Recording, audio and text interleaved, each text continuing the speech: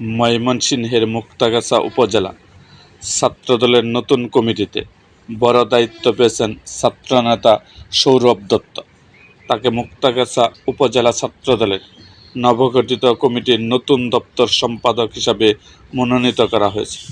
দলীয় সূত্রে জানা গেছে, তৃণমূল পর্যায় থেকে উঠে আসা এই ছাত্রনেতাকে গুরুত্বপূর্ণ এই পদের দায়িত্ব দেওয়ায় স্থানীয় ছাত্রদলের নেতাকর্মীদের মাঝে ব্যাপক উৎসাহ উদ্দীপনা দেখা গেছে। নতুন দায়িত্ব পাওয়ার পর সৌরভ দত্ত দলের শীর্ষ নেতৃবৃন্দের প্রতি বিশেষ কৃতজ্ঞতা প্রকাশ করেছেন। একই সাথে তিনি মুক্তাগাছা উপজেলা ছাত্রদলকে আরও গতিশীল ও সাংগঠনিকভাবে শক্তিশালী করতে সর্বস্তরের নেতাকর্মীদের সহযোগিতা কামনা করেছেন।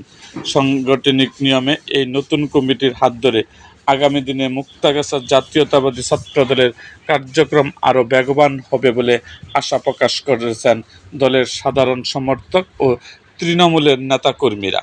এরকম আরও ভিডিও পেতে আমাদের মুক্তাগাছার ইতিহাস মিডিয়া ইউটিউব চ্যানেলটিকে সাবস্ক্রাইব করুন এবং পাশে থাকা বেল আইকনটি বাজিয়ে দিন।